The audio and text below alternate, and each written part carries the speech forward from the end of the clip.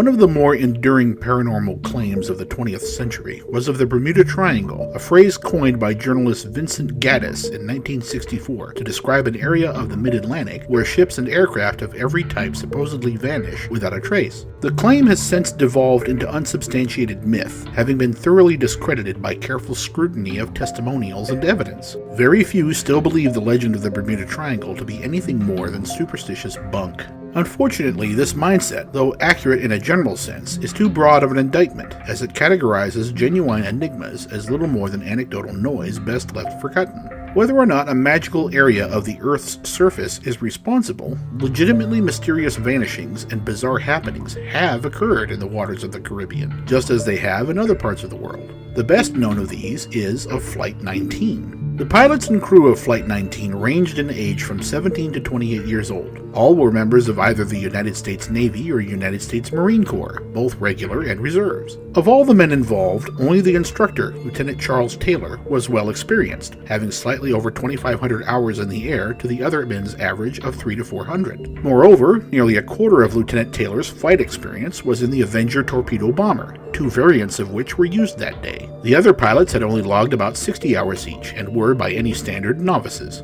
The weather on December 5, 1945 was typical of late autumn in South Florida, a chill in the morning that led into clear, pleasantly sunny skies by early afternoon. Winds were variable, but unthreatening. Less than ideal conditions were a looming possibility, however. A local meteorological forecast predicted a 38-degree drop for the following day. In the morning, a pre-flight check was performed upon the bombers, and each was noted to be in good working order. Though each aircraft carried standard navigational equipment, including a pair of compasses and direction-finding receivers, none of them were equipped with a clock. Lieutenant Taylor's assignment was to instruct his students in the art of navigation by dead reckoning, something for which accurate timekeeping is essential. But the absence of any onboard clocks raised little concern, as the pilots and crew were all assumed to be wearing a watch. One of several training missions scheduled for the day, Flight 19 was expected to depart the Naval Air Station in Fort Lauderdale and travel on a nearly due east course over the Bahama Islands, whereupon they would perform a practice bombing run on an area known as the Hens and Chickens Shoals.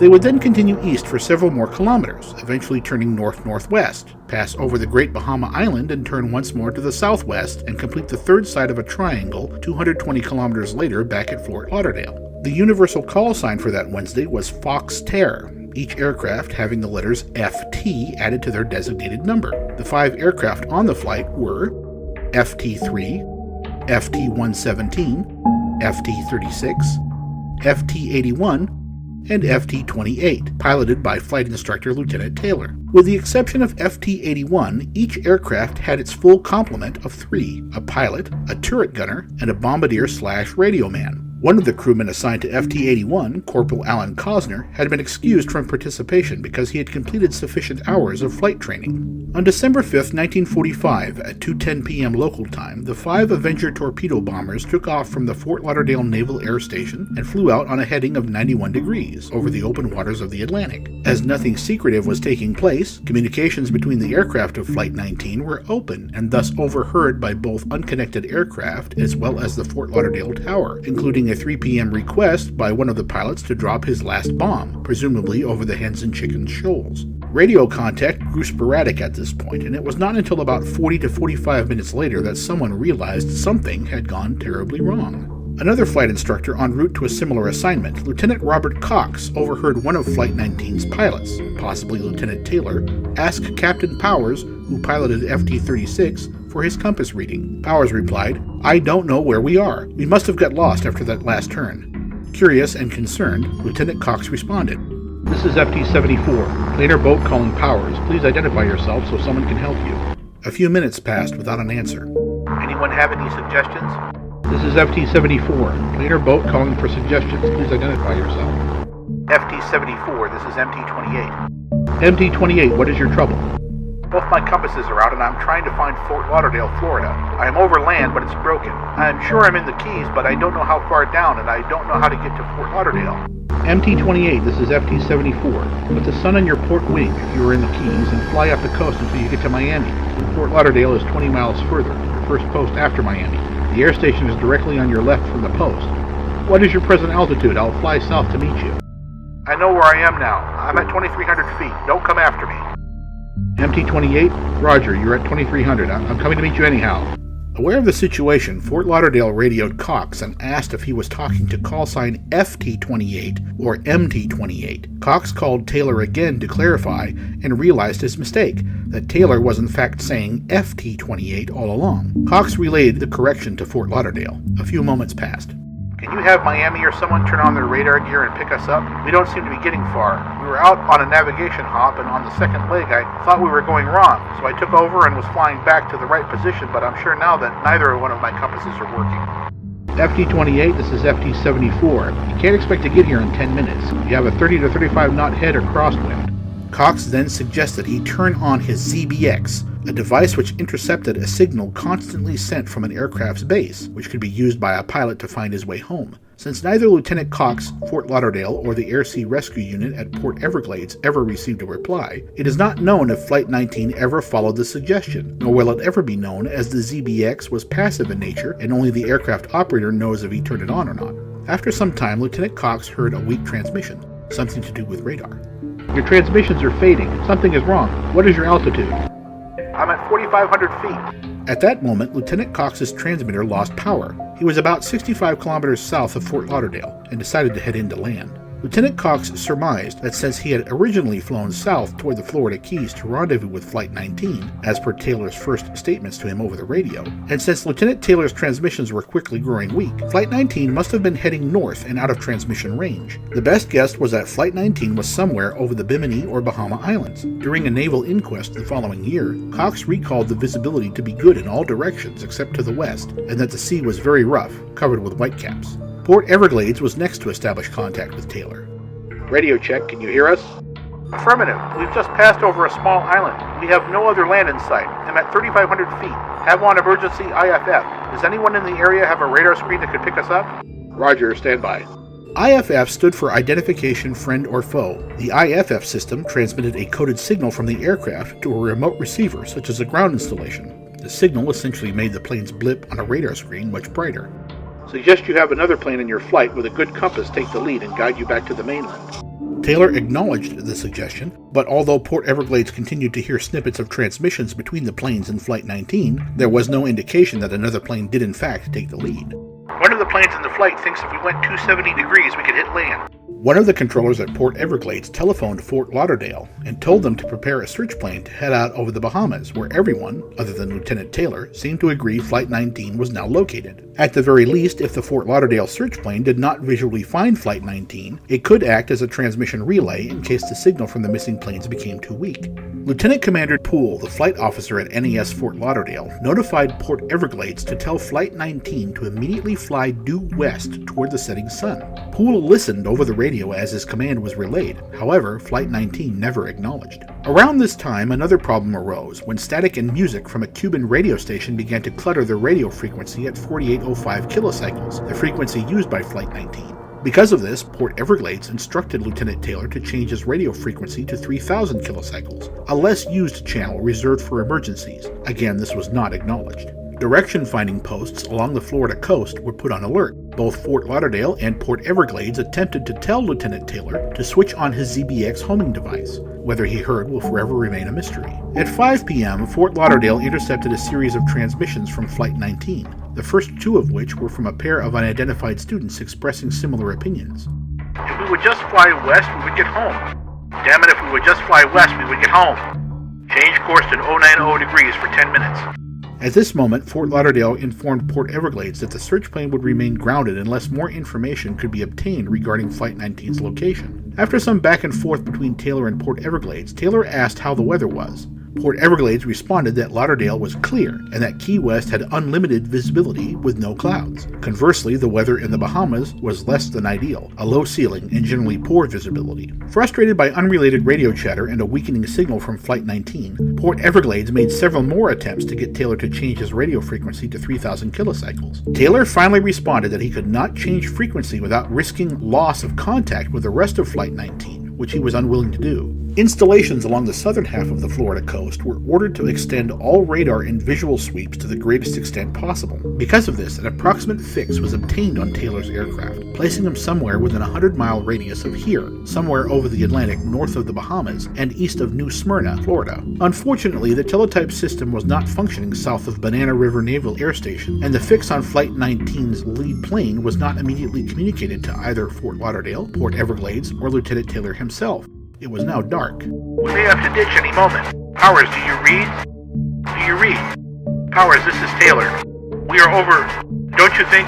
Should be able to see a light. Port Everglades radioed Taylor once more, reception growing very weak. The calculated location of Flight 19 was finally relayed to the tower at Fort Lauderdale via telephone. Taylor was still not informed, however. We are over the Gulf. We didn't go far enough east. How long have we been on this course? I suggest we fly due east until we run out of gas. We have a better chance of being picked up close to shore. Port Everglades lost two-way communications with Flight 19 for approximately 1 hour, though they continued to transmit to any member of Flight 19 without success. Garbled transmissions were heard between Ensign Joseph Bossy, the pilot of FT-3, and Lieutenant Taylor. Around 7:20, the last transmission from Flight 19 was received. All planes close up tight. We'll have to ditch unless landfall. When the first plane drops below 10 gallons, we all go down together. Calculations had shown Flight 19 should have had enough fuel to stay aloft until 8. At the time of Taylor's last transmission, Lieutenant Charles Johnson, the operations duty officer at NES Banana River, diverted two PBM-5 Mariner flying boats from a scheduled training mission to perform a search over Flight 19's last known location. Designated Training Number 32 and Training Number 49, each Mariner was crewed by 12 men and simultaneously took off at 7:27. Number 32, piloted by Lieutenant Gerald Bamerlin, was ordered to fly on a direct route to the center of the earlier fix. Number 49, piloted by Lieutenant Walt Jeffrey, was ordered to follow the Florida coast until latitude 29 degrees north, then turn east in case Flight 19 had managed to make it partway back to land in the interim. Eventually, it was hoped both mariners would rendezvous and conduct an expanding search of the area. Somewhere east of New Smyrna, Captain Shauna Stanley of the freighter SS Gaines Mills observed an aircraft appear to catch on fire and careen toward the water. He then observed a large explosion and fire on the horizon that lasted for several minutes. Captain Stanley ordered his ship toward the estimated location of the blast, but a floodlit search of the churning ocean only yielded a thick oil slick and no wreckage of any kind. About this time, the aircraft carrier USS Solomons, which had been tracking both mariners since their launch, suddenly lost radar contact with Training Number 49. Worse still, the loss of the radar contact exactly corresponded with the Gaines Mills sighting of flames. Lieutenant Bamerlin and the crew of Training Number 32 arrived at their destination and commenced a search for Flight 19. The weather, to put it mildly, was not ideal. A heavy blanket of clouds hung barely 1,000 feet off the ocean's surface, with the lone mariner buffeted by the occasional rain shower and winds up to 30 knots. During the subsequent inquest, Lieutenant Bamerlin stated, quote, "The air was very turbulent, the sea was very rough, and whitecaps were visible below," unquote. Fearing the worst, NAS Banana River instructed Training Number 32 to proceed west to the location of the explosion sighted nearly 2 hours earlier. Lieutenant Bamerlin and his crew conducted a search for debris, but failed to find anything among the roiling waters. One of the largest air and sea searches in history occurred during the ensuing days. Both the U.S. Coast Guard and U.S. Navy employed hundreds of aircraft and dozens of surface vessels, combing 700,000 square kilometers of ocean and inland Florida, but turning up empty-handed for all their efforts. Although the 27 men of Flight 19 and Training Number 49 have vanished more or less without a trace, and despite the supposed existence of the Bermuda Triangle, a reasonably prosaic explanation of their ultimate fate can be pieced together from available evidence. If Lieutenant Taylor's radio transmissions are taken at face value, he believed Flight 19 had somehow wound up over the Florida Keys after they had concluded their practice bombing run. This is somewhat understandable, as the large expanse of ocean surrounding both the Keys and the Bahamian Islands are very similar in appearance. Lieutenant Taylor had transferred to Fort Lauderdale from NAS Miami only a few days before the fated mission, and was unfamiliar with the route Flight 19 was scheduled to take. If he was used to flying training missions over the Keys, it is possible his own memory conflicted with direct observation. Although considered a very capable combat pilot, in a 500-page report by Captain Albert Morehouse, commanding officer of NAS Miami, Lieutenant Taylor was noted as having a tendency to fly by the seat of his pants and not plan very far ahead. It was also noted that Taylor had gotten lost on previous flights. In a cruel twist of irony, if one considers the bits of information given by Lieutenant Taylor, and then extrapolate the later navigational fix made of Flight 19, Lieutenant Taylor was likely here during the first conversation with Lieutenant Cox, right where he was supposed to be. Once disoriented, Lieutenant Taylor was unable to commit to a single course of action, continuously second-guessing his own decisions. Caught in a mental logjam, Lieutenant Taylor led Flight 19 further into the vast expanse of the Atlantic, until they all ran out of fuel and ditched into 200 fathoms of angry ocean, with little or no chance of survival. Many retellings of the Triangle myth indicate that Flight 19 was operating in a restricted zone, as if this somehow makes the disappearance all the more enigmatic. The fact is, Flight 19 was not physically hindered in any way. With a tailwind, they could have conceivably flown to the island of Bermuda, 1,700 kilometers distant. The chance failure of both Lieutenant Taylor's compasses is puzzling, however, as is the fact that Taylor never saw fit to rely on the compass readings from one of the flight's other aircraft. Even more puzzling is Lieutenant Taylor's seeming unwillingness to listen to suggestions given by his students, even after asking for suggestions himself over the radio. Could he have been suffering from some malady that prevented him from thinking clearly? The idea is given more weight when one considers the leap in logic required to knowingly head nearly due east from the Florida coast and somehow wind up 100 or more kilometers to the southwest without any apparent deviation along the way. It is without a doubt that training number 49 exploded while en route to its destination. Throughout World War II, Martin Mariner flying boats had a well-deserved reputation for leaking explosive fumes within the cabin. They were even nicknamed flying gas tanks for this reason. It was a common practice, as it was at NAS Banana River on the night in question, to have crewmen empty their pockets of anything flammable before flight. Although unlikely due to the obvious danger, if one man snuck a cigarette on board, he might have sealed the aircraft's doom. And even if all parties were innocent, a stray spark from an engine or unforeseen electrical short could have done the job just as well. Some investigators have even laid blame on the static discharge, commonly known as St. Elmo's fire. Turgid stories of flying saucers and energetic vortices notwithstanding, there are several ancillary oddities that still remain regarding Flight 19 all these years later. The original time of departure for the mission had been 2 p.m., not 2:10 as happened to be the case. This delay was due to Lieutenant Taylor being late to the pre-flight briefing. No reason was ever given for this, either by Lieutenant Taylor or anyone questioned. Lieutenant Arthur Curtis, the aviation training officer at Fort Lauderdale, testified that less than an hour before takeoff, quote, "Lieutenant Taylor did ask me to find another instructor to take his place, giving me no particular reason except that he did not want to take the hop," unquote. Although unable to accommodate him, Lieutenant Curtis observed no unusual behavior. Lieutenant Taylor acted neither sick nor intoxicated and seemed normal in all respects. Strangely, the wife of Captain Powers, the pilot of FT-36, had telephoned with Fort Lauderdale several hours before the mission, claiming an uneasy feeling and wanting to see if her husband was all right. Normally, such concern displayed by Mrs. Powers would be taken as the act of a doting wife, but considering the successive events, the timing of such a feeling does seem curious. Also regarding Captain Powers, when he was stationed at NAS Miami 2 months prior, Gunner Michael Belvito had disappeared from another Avenger bomber he had been piloting. Upon landing in Miami, Powers and the ground crew noticed Sergeant Belvito was missing, as well as the gunner's door and a parachute. A search had been launched, to no avail. The incident is not connected to Flight 19 in any way, but it does give the impression of one strange event in a series of many. A final oddity concerning Sergeant George Peonessa, the radio man of FT-36, is worth being mentioned. Several days after the disappearance of Flight 19, a Western Union telegram arrived at his family's house in New York. The eerie message read, "You have been misinformed about me. Am very much alive." It was signed by his nickname, Georgie. Though widely considered a hoax, the identity or motivations of the sender have never come to light. A sick joke perhaps, but just as likely someone's misguided attempt to give hope to the bereaved. The disappearance of Flight 19 has far more to do with the mysteries within the human mind than those outside of it. Questions regarding psychological states and the tenuousness of critical thinking taking center stage. Regardless of the reasons why, all the men of Flight 19 and Training Number 49 were brave souls who gave their lives in service to their country. Officially, the Navy exonerated Lieutenant Taylor of any fault. If mistakes were made, they were of the unforeseeable type that we are all susceptible to. The true nature of what went through Lieutenant Taylor's mind that December day will never be known. The strange coincidences surrounding the events will never be reconciled. And perhaps that's for the best, for mystery is like the salt of life. Too much will sour the taste of the finest dish, but a little sprinkled on brings out flavors that we can all appreciate.